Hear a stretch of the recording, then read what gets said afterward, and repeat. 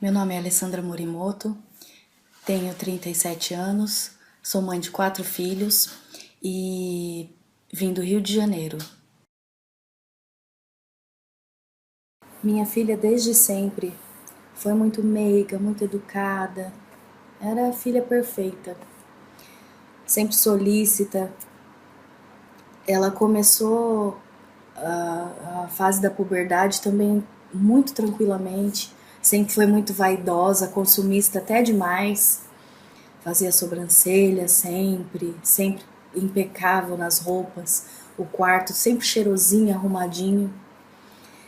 E quando no começo de 2016 ela começou a trabalhar comigo na esmalteria que nós tínhamos. E ela só elogios, todo mundo só tinha elogios para ela. Até março, abril, ela era a filha que a gente sempre conheceu.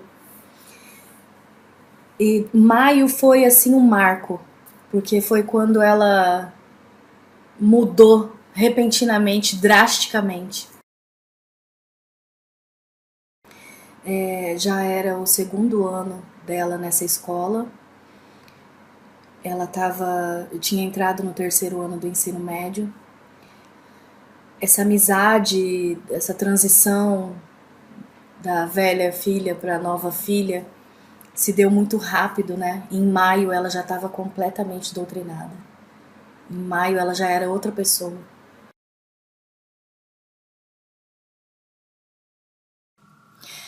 Ela começou a se interessar muito por política. E sempre eu notei também que era sempre voltado à esquerda, especificamente. Muitas teorias marxistas, começou a ler livros como o Manifesto Comunista, por exemplo. Em dado momento, eu notei também que isso não estava só nas leituras. Ela começou a se envolver com amigos novos e esses amigos eram sempre voltados para a esquerda. O meu outro filho, que estudava na mesma sala, começou a me a me dizer coisas como: mãe, a professora X só, ao invés de dar aula, só fica falando de política. Nessa mesma época foi a primeira vez também pediu, ainda obediente, se podia ir numa manifestação. Segundo ela, uma professora iria junto, a filha da professora também, e não haveria problema nenhum, porque era uma manifestação pacífica. Eu deixei. Acreditei que, afinal, ela estava com uma professora, né? Os professores querem sempre o melhor para os nossos filhos. Nesse mesmo dia, minha filha voltou para casa sozinha, dizendo que havia se separado da professora e da filha, porque em algum momento da manifestação começou muita violência ali. Enfim, a partir desse dia eu comecei a prestar mais atenção. O discurso dela começou a mudar. E aí, em um outro momento, ela deixou o Facebook logado. E eu vi ali a gravidade da situação. Ela se correspondia via Facebook com essa professora, inbox. A professora enviava diversos links para ela, todos de cunho socialista. E marcava manifestação, incitava manifestação, incitavam pensamentos que minha filha nunca tinha aprendido dentro de casa. Depois que nós constatamos que havia uma amizade entre a professora e que eu vi todos aqueles links que a professora mandava, nós procuramos uma psicóloga. Ela era especialista em adolescente, já havia trabalhado no conselho tutelar nesse assunto. Minha filha fez 4 meses mais ou menos de tratamento com ela, e nas conversas que nós tínhamos, ela me confirmou que minha filha realmente estava sofrendo doutrinação, que minha filha realmente tinha sofrido uma lavagem cerebral, que estava muito confusa. Só que minha filha não levou adiante. Ela interrompeu o tratamento, a nossa revelia, tanto minha quanto da profissional.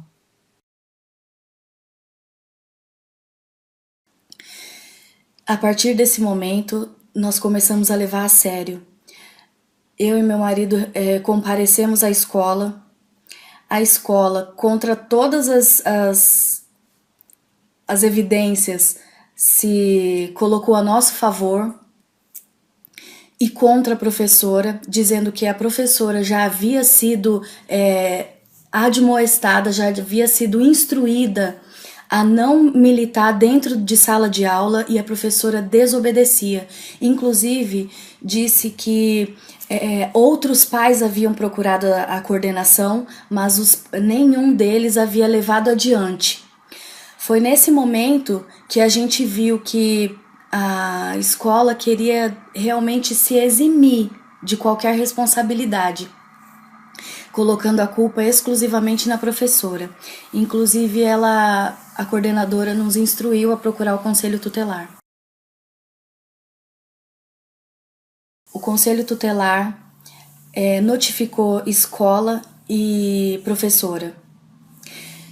A escola, então, tomou a atitude de pedir que eu e meu marido, assinássemos um termo isentando a escola de toda responsabilidade.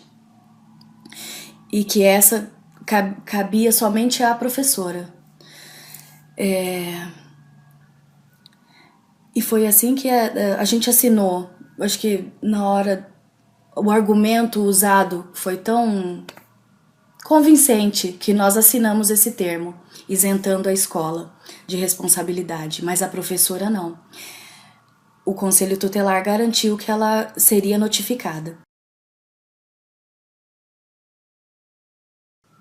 A partir desse momento, como a minha filha ficou cada vez mais agressiva e com um discurso revolucionário,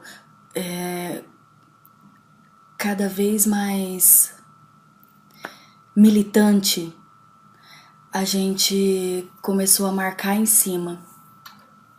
E ela começou a fugir de casa. Acho que aquela manifestação foi a porta de entrada, porque ela começou a literalmente fugir de casa para ir em manifestações cada vez mais agressivas, até que ela se deparou com o movimento Black Bloc. Quando ela se deparou com o movimento Black Bloc, que começou o problema realmente, porque todo aquele discurso ela começou a praticar dentro de sala, na escola, com a família, cada vez mais agressiva, e ela fez uma mistura de ideologias e ficou sem tomar banho e não queria mais comer carne porque comer carne estimulava a produção do gado e isso era muito capitalista, enfim, acho que não cabe entrar nesse mérito, no mérito da ideologia, mas ela foi ficando cada vez mais confusa. A professora, nessa altura, ela fez uma coisa muito covarde, porque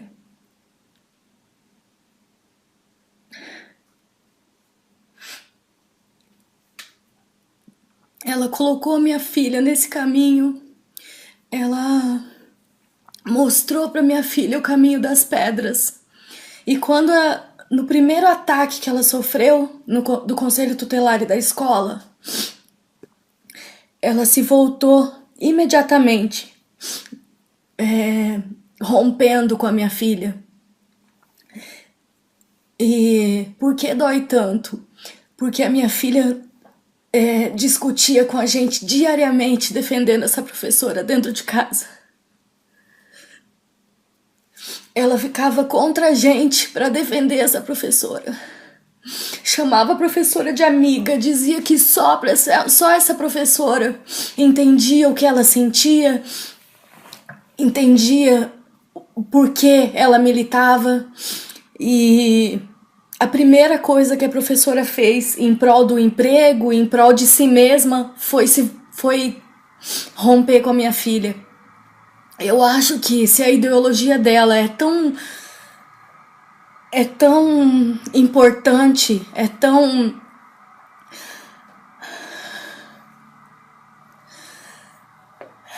válida, por que ela não continuou apoiando a minha filha? Essa é uma dúvida que eu tenho, que espero que um dia ela possa responder. Enfim, minha filha estava sozinha, mas ela já estava no caminho, envolvida com Black Bloc, com manifestação violenta, fugia cada vez mais, ofendia a gente o tempo inteiro, dizendo que eu não quero mais trabalhar com você, porque eu quero que seu comércio dê errado. Se eu quero que dê errado, para que eu vou ajudar a manter? Quando meu marido faliu, minha filha comemorou. Ela comemorou.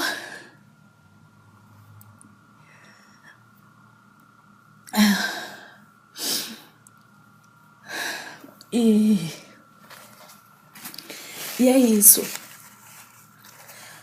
Foram muitos episódios de discussão, embates físicos, proibições, fugas, ofensas,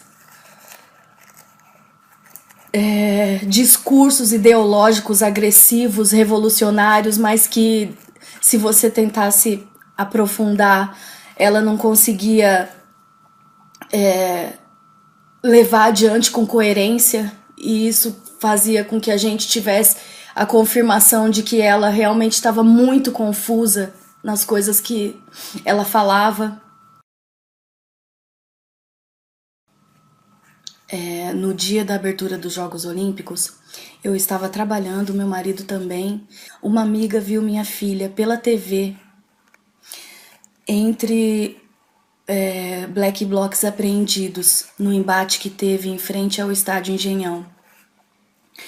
Meu marido foi até lá e ele saiu de lá desolado, porque a minha filha desafiou ele, dizendo: você não precisa estar aqui, tem advogado aqui do PSOL, dos Black Blocs, que vão tirar a gente, você pode ir embora, não precisa ficar aqui, não precisa vir me buscar. E de fato havia 3 advogados lá, dos Black Blocs e um do PSOL. No dia 5 de novembro, a minha filha fugiu de casa de vez, dizendo que ia lutar em prol da causa, que ia morar numa casa mantida pelos patrocinadores do movimento Black Bloc, e que não era pra gente procurar ela. Eu e meu marido começamos a nos desesperar, né? E alguns dias depois, ela me ligou dizendo que ela precisava de uma autorização por escrito, porque os maiores de idade da casa exigiam dos menores de idade essa autorização para que eles permanecessem na casa. Nesse momento foi que ela se perdeu. Acho que não permitiram com que ela ficasse no lugar em que ela estava, e ela começou a andar de ocupação em ocupação. Isso nós soubemos posteriormente, porque ela simplesmente desapareceu. Nesse ínterim, nós fomos ao DECAV, ao DPCA, voltamos algumas vezes ao Conselho Tutelar. Todos eles nos instruíam a não fazer nada. Nós pedíamos investigação no DECAV, eles diziam que não podiam fazer investigação porque ela tinha saído da nossa revelia. Nós pedíamos pelo menos um mandado de busca e apreensão, porque pelo menos um policial para ajudar a gente nas investigações, etc. Mas a gente não teve ajuda de espécie alguma. A única coisa que nós tivemos foi um cartaz de desaparecida que o DPCA nos forneceu. Nós tiramos centenas de cópias e colocamos pelo Rio de Janeiro, nos bairros do Rio de Janeiro, onde nós sabíamos que havia movimento de adolescentes vestidos de preto. O intuito desse cartaz não era encontrar a minha filha. O intuito dele era fazer o reverso. Fazer com que as pessoas que estivessem com ela se sentissem inibidas, se sentissem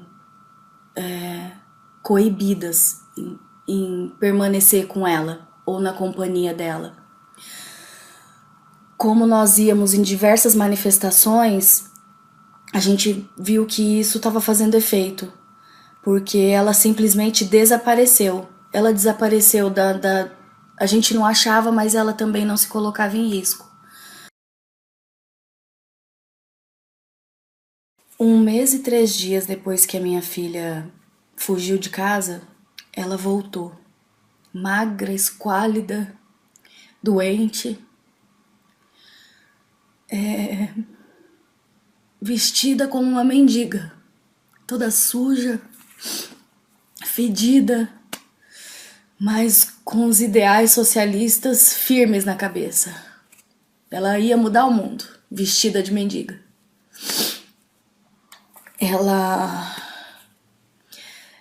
Ela queria pegar algumas coisas, nós deixamos. Como nós já havíamos andado por todos os órgãos que poderiam ajudar e eles mesmos nos instruíram a não fazer nada, a gente não pôde fazer nada a não ser deixar ela pegar as coisas dela e oferecer uma carona, para de repente ter uma ideia de onde ela estava, né? A carona que ela pediu foi para a ocupação do Pedro II em São Cristóvão, no Rio de Janeiro. E lá a gente ficou sabendo que havia outros adolescentes na mesma situação e lá dentro também. Algum tempo depois, minha filha apareceu em casa novamente, dessa vez no meu serviço, acompanhada de uma trupe, eu não tenho outra palavra menos ofensiva. Eram adultos vestidos em andrajos como ela, todos com flores na mão. Parecia que eu tava num filme. Com flores nas mãos, com véus, ridículo. E ela apareceu com eles, me abraçou, todos me abraçaram, mas você via que não eram os adolescentes que eu estava acostumada a ver nas manifestações. Era diferente, eles eram adultos já tinham saído da puberdade. Ou seja, minha filha já tinha migrado para outro grupo.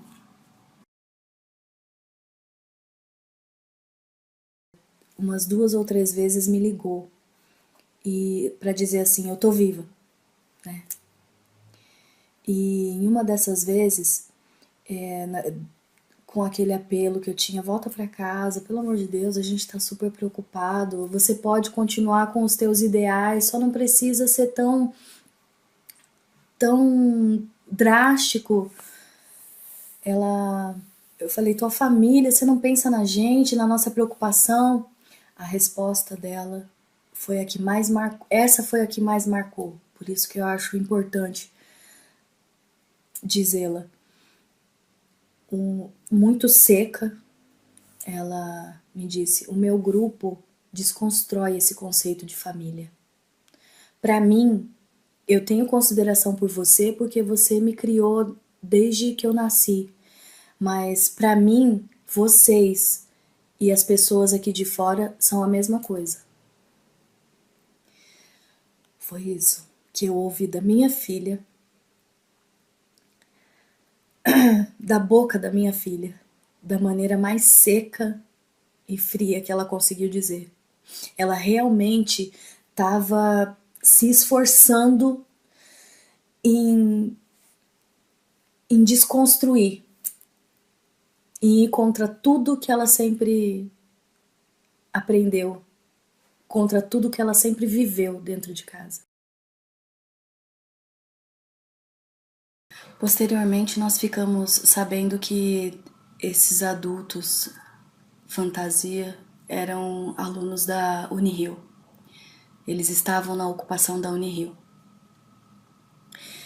Minha filha ficou andando de ocupação em ocupação, assistindo palestra, participando de coisas que eu não posso nem citar, experimentando drogas que eu nunca tive contato. Isso dito por ela mesma depois que ela voltou para casa.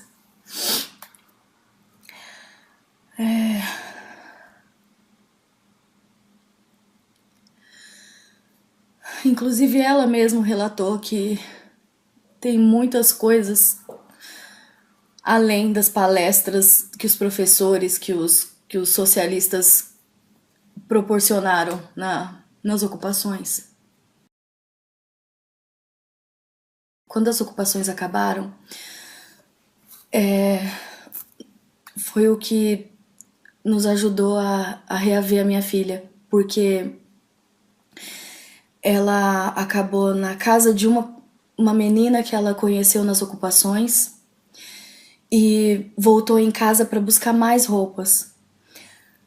Eu aproveitei para conversar com ela e ela se convenceu de que não tinha sentido ela ter abandonado a escola para ficar morando na casa de alguém que ela mal conhecia, de favor, causando transtorno, e ela se convenceu. Então nós entramos no carro e fomos até a casa dessa menina para buscar as coisas dela. Chegando lá, essa menina conseguiu convencê-la a não voltar. Foi aí que nós conhecemos o pai dessa menina. Ficamos sabendo também que a história que ele tinha ficado sabendo para aceitar a minha filha na casa dele era fantasiosa, era mentira das duas.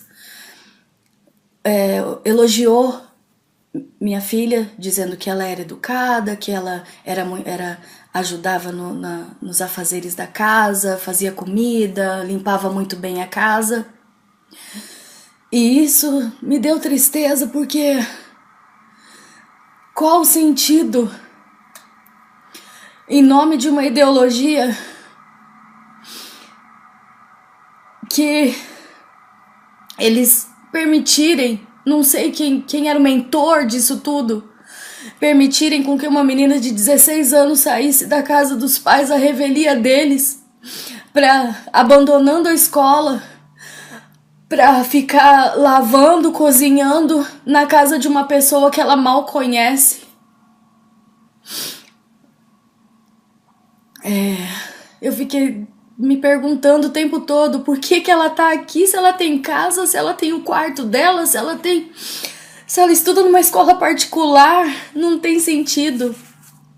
Enfim, munidos do endereço, do nome do senhor, do nome da filha desse senhor, inclusive a filha também completamente alienada, assim como a minha filha,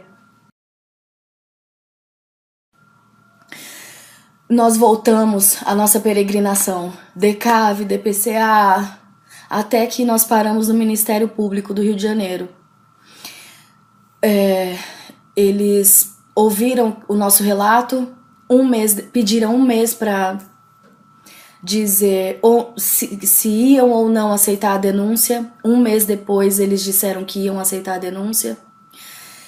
E aí, quando eles disseram que aceitaram a denúncia, eles já disseram também que eles poderiam emitir o mandado de busca e apreensão da minha filha e que nós poderíamos processar esse senhor e a filha.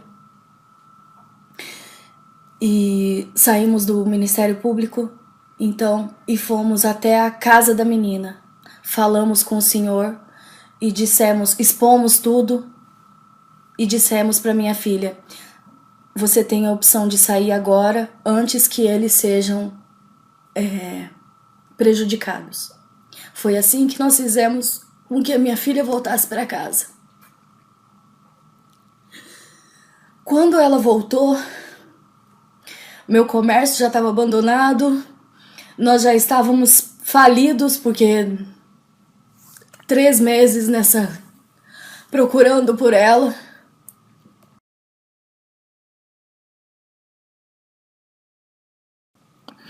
Quando ela voltou, em uma semana a gente desfez a casa toda e fugimos literalmente do Rio de Janeiro para tirar a minha filha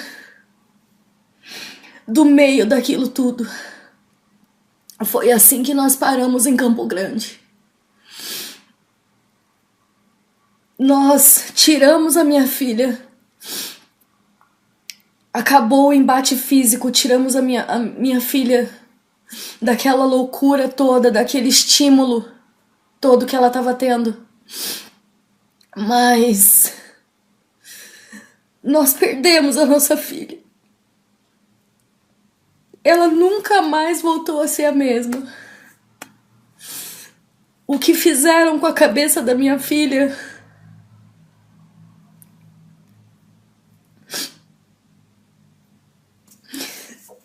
eu não vejo como voltar atrás. Ela fala em voltar para o Rio de Janeiro quando fizer 18 anos. Ela já está fazendo planos para isso. Os ideais de esquerda, os ideais socialistas, o discurso de que Cuba não é tão ruim assim, continuam.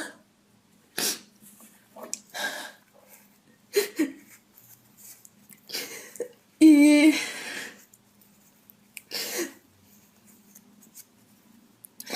eu não tenho... Se eu não me apegar em Deus, não tem outra frase pra dizer a não ser essa, que eu perdi a minha filha.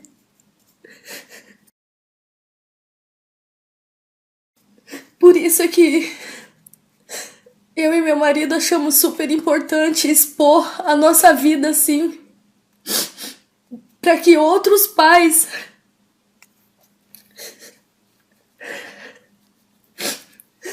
tomem consciência da gravidade do que a gente está passando dentro das escolas. Para que eles tomem consciência da gravidade do risco que os nossos filhos estão passando. Estão correndo, aliás. E não... E fiquem em cima. Não permitam que os filhos deles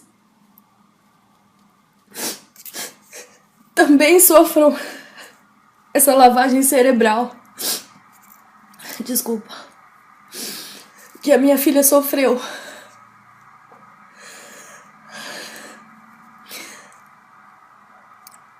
Eu não sei qual o padrão que eles usam. Eu sei que é muito efetivo. Eu não sei qual o argumento que eles usam, mas, aliás, eu sei. Eles pegam justamente o adolescente na fase em que ele tá mais suscetível.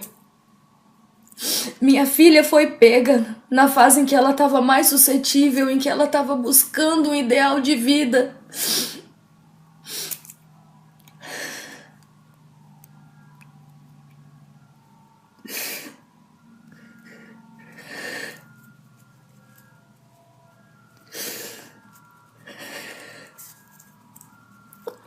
e usaram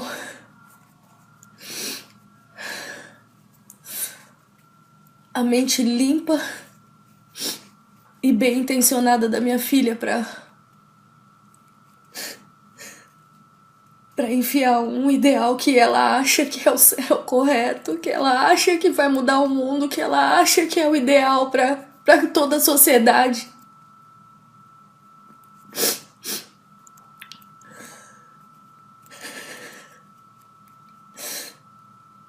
Em prol de poder.